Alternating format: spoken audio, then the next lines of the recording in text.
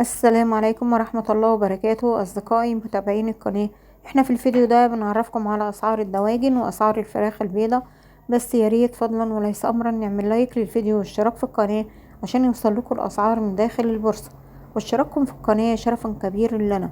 اليوم الاثنين 16/9/2024 أسعار الفراخ البيضة. تعالوا بينا نعرف الأسعار الجديدة النهاردة جملة من المزرعة، وإن شاء الله انتظروا فيديو مساء نعرفكم فيه الأسعار جملة وقطاعي في المحلات.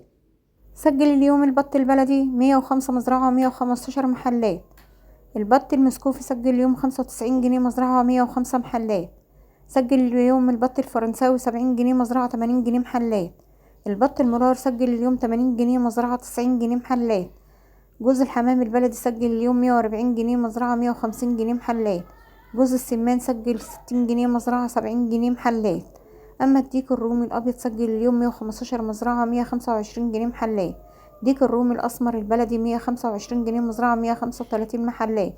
لحم الأرنب سجل اليوم 105 مزرعة 115 محلات.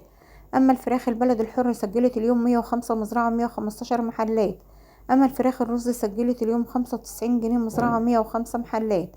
أما الفراخ الساسو سجلت اليوم 85 مزرعة 95 جنيه محلات.